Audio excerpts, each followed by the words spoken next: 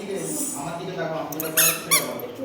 এবার এখান থেকে দেখো এই যে ডান হাতটা আছে, ডান হাতটা উপর থেকে মারছি 1 2 এবার যাচ্ছি। তুমি মানে কি কেটে ধোয়া করে বলো, আমি ওখানে ইউজ করব, মানে কথাটা ইউজ করব। চলো 5 6 7 গো 1 আর 2 ভেরি গুড।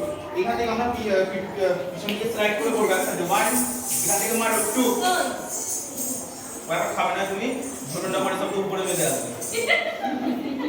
এরপর থেকে কি করবে দেখো, নিচে দিকে বসা 2 এবার এখান থেকে মাটিতে হাত দিয়েছি,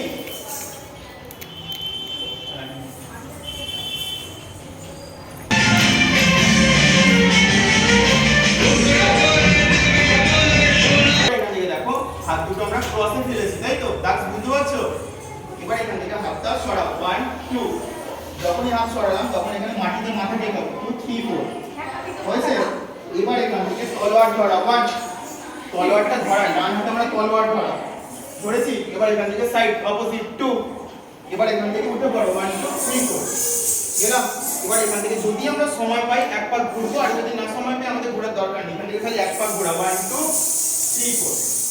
এবার আসার পর এখান থেকে চলো ডান পাশটা 1 আর বাঁ পা পিছন দিকে, তাই তো? এবার এখান থেকে অপোজিট করে টান 1 2 3 4 4 যখন হবে মাথায় নেট আর পা দুটো জোড়া হবে, পা দুটো একসাথে জোড়া জানিস তো?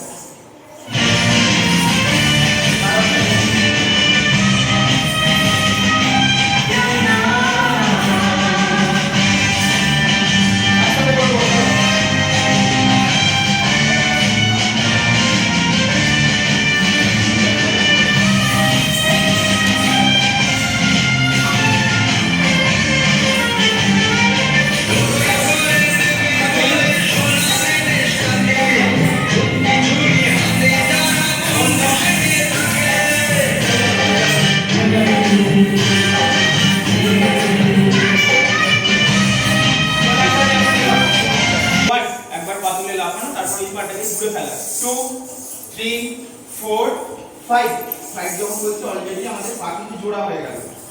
5 যখন করলাম আমাদের এই হাতের কাজ শেষ, এই হাত কোমরে। এবার এখান থেকে 1 2 3 4 এটা একটু আমরা তাড়াতাড়ি করব, না হলে কিন্তু দেখতে ভালো লাগবে না। আবার চলো 5 6 7 গো 1 2 3 4 and 5 হলো।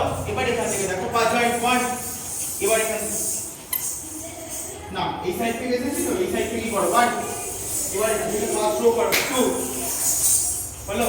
এবার এখান থেকে সামনের দিকে যাওয়া হবে 1 2 যাওয়া অপোজিট 3 আর 4 যা ছিল তাই। ক্লিন একবার পরে